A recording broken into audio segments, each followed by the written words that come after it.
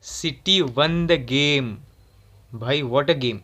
Brilliant game, brilliant game, brilliant tie of the quarterfinals of the FA Cup. Manchester City versus Southampton at the St. Mary's. Now, St. Mary's is a very tough ground for the travelling team.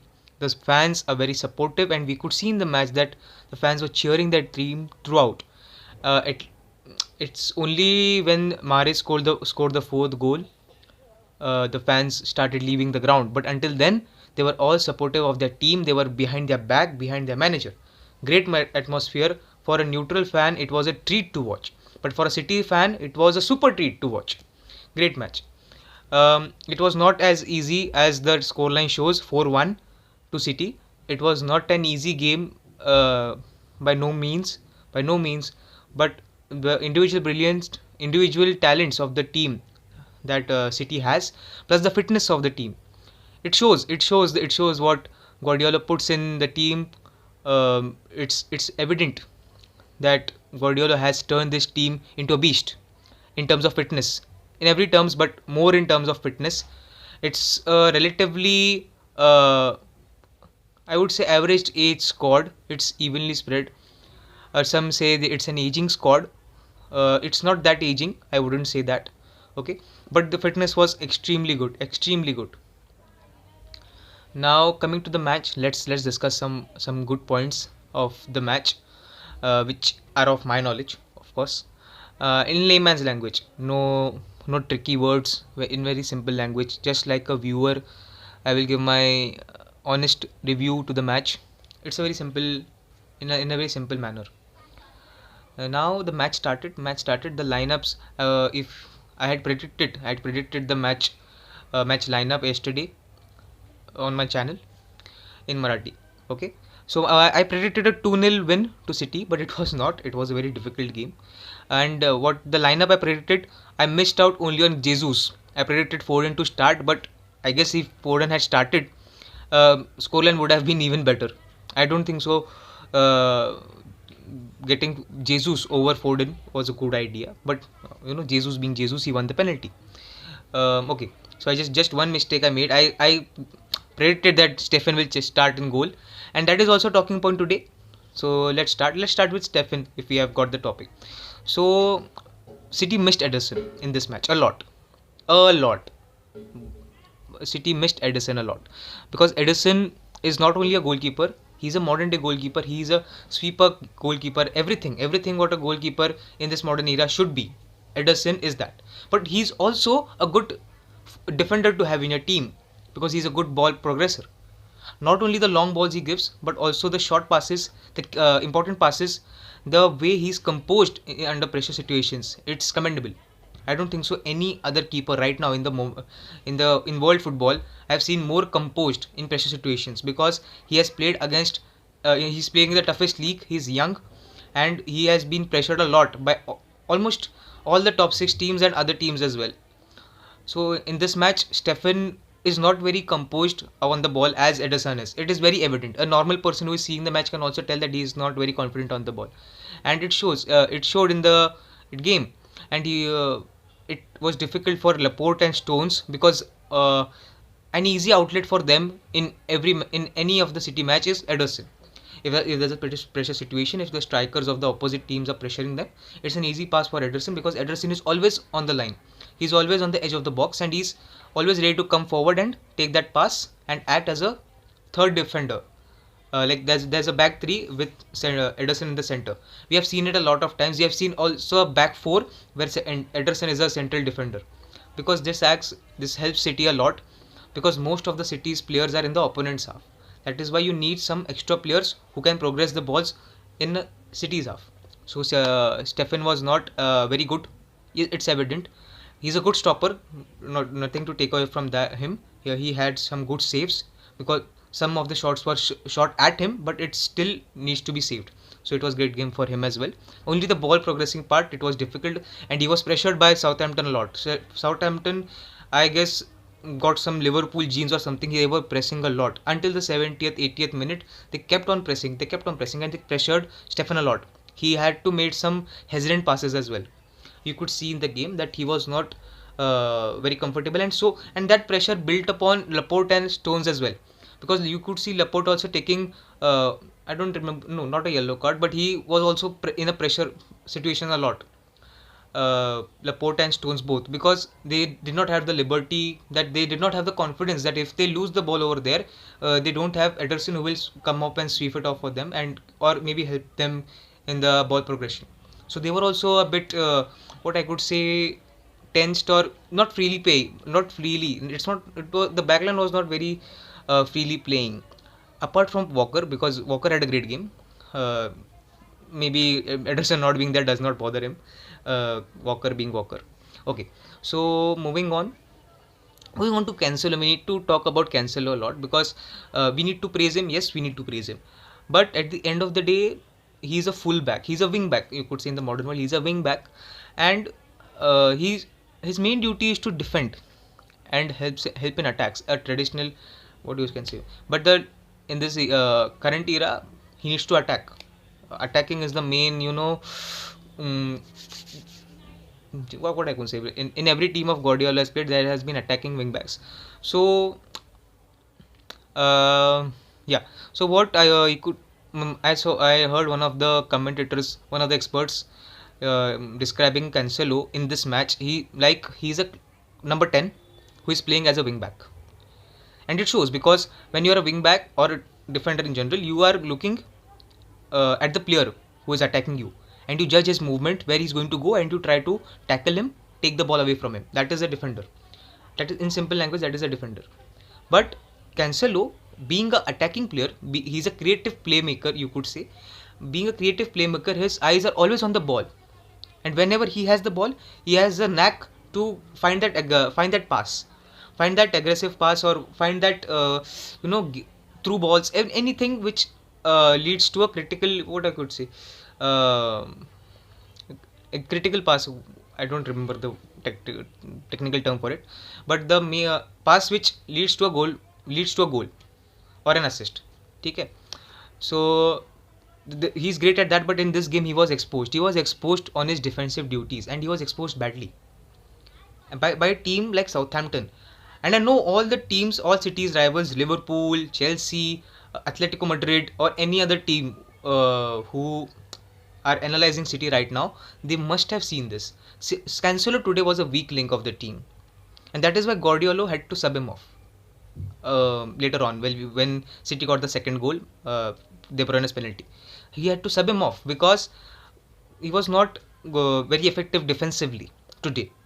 He's not a bad defender in any means. Don't get me wrong. Don't get me wrong. You are in the wrong world if you're thinking by my assumptions that he's a bad defender. No way, he's a bad defender. He was having a bad day, and he was exposed a lot, because City are never tested so much on the defensive side, because no teams pressure. There are very less amount of teams who pressure City.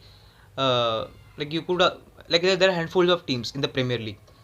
I could name only two or three: Chelsea, Liverpool, Arsenal, Wolves, maybe and Tottenham in the recent match. So there are only 4 to 5 teams who pressure City that much, and he's not accustomed to that. He played in Juventus as well. He's not accustomed to that. You can understand. Because he's focusing more on his attacking play, and it is helpful. Okay, so a lot of talk on Cancelo. We'll get back to him in the next games, upcoming games. So now let's talk about the goals. Laporte was having a bad day. He gave away an own goal, but something it could not help. You could see the match. He was trying to defend. He was trying to kick the ball away for a corner, or somewhere out of the line, but unfortunately went for an own goal. First goal was great. Sterling. I had told in my prediction that Sterling needs to play. He has to play in such games where when is important. And seeing City right now, every game is a must-win game. You cannot lose any game from this point onwards till the next season starts. You have to win every game. Simple as that. And that is why Sterling's importance is needed. And I criticized Jesus a bit earlier, but nothing to take away from him, because he gave the assist to Sterling. He's also a great player, but he has not got the game time which a player wants. That is why he's not very. He sometimes feels rusty to me. But whenever he plays, he looks awesome. But a little bit rustiness is there. So Sterling had a great game. Entire game he was not subbed off. Thank you Guardiola. So okay, second goals. I spoke about Southampton's goal, which was own goal by Laporte. Nothing he could help. But again, Cancelo was exposed when the goal took place. It was a brilliant through ball by Armstrong. I don't know which Stewart or Adam, but Armstrong. It was a great ball. I don't know who attacked it. Elunus. Yeah, Elunus. Okay, someone Elunus we'll say. He gave. It was a bad pass. If you see, it was directly at Laporte. So if had Laporte cleared that out, it would have counted as a very bad attempt by Elunus. But luckily that went into the goal at the stroke of half time, the final kick.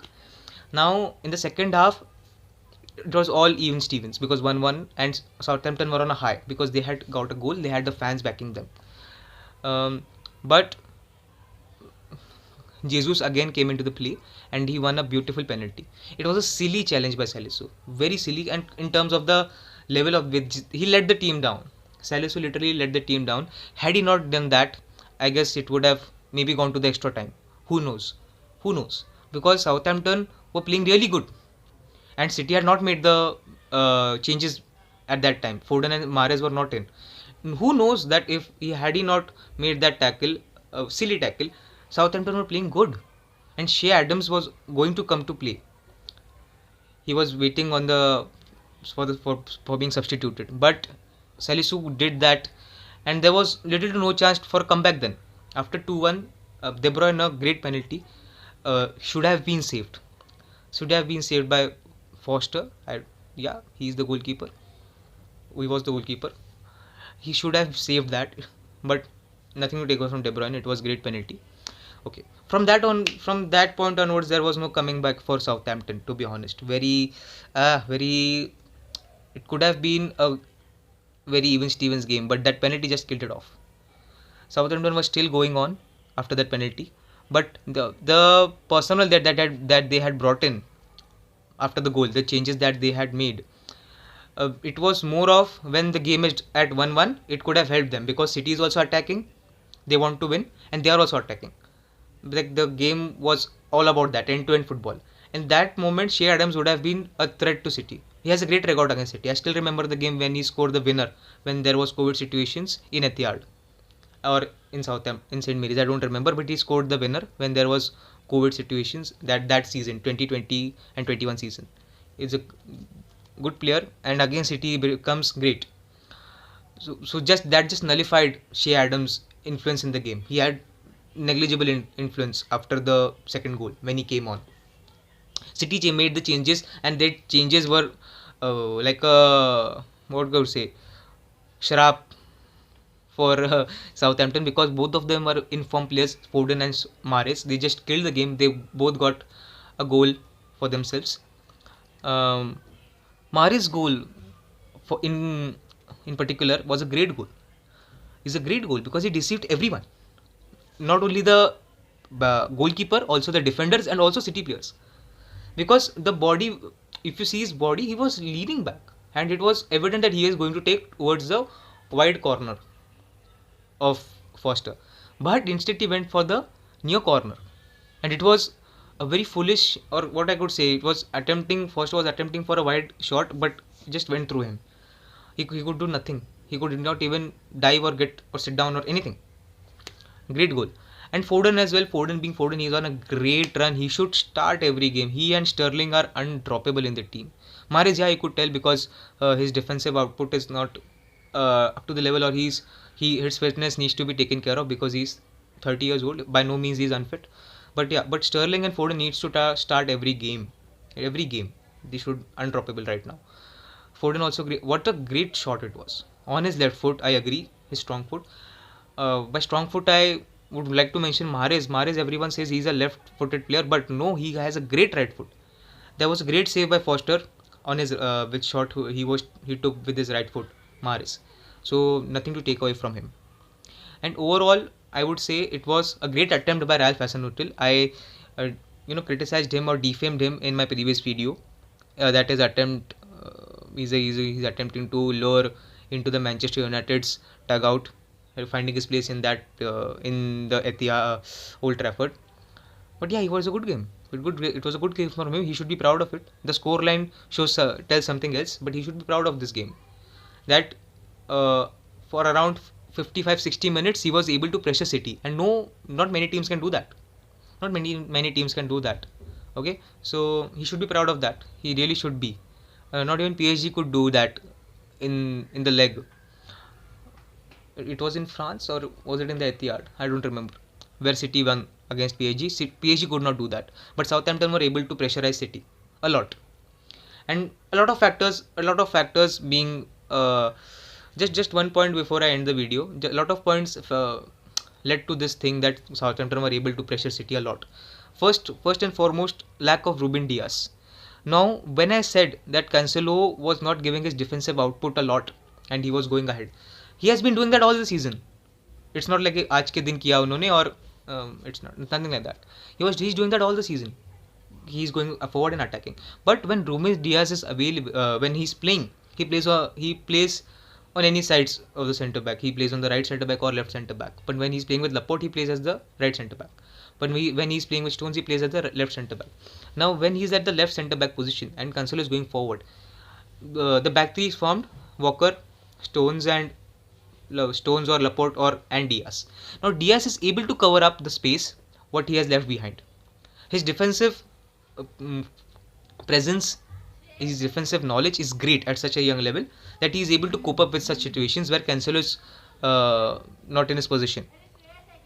And in this game, it was lacking. Laporte was slightly underconfident in this game, and after after giving out the own goal, he was a bit low. But it's still fine. You could understand. Okay, we are missing Diaz a lot, and that is why it shows there's you could say a dip. But after this game, when we were playing a full strength Foden and Mahrez, you could tell City are not in a dip. Hence proved. My yesterday's video is true. City are not on a dip. They were never on a dip. A great win. We progress. Liverpool next on 16th or 17th of April. The dates are not yet fixed. Here we go. Liverpool, two title contenders for this trophy. Big game, and I see a similar game to this. Really see a similar game to this. Both teams pressuring end-to-end football. Come on, let's go.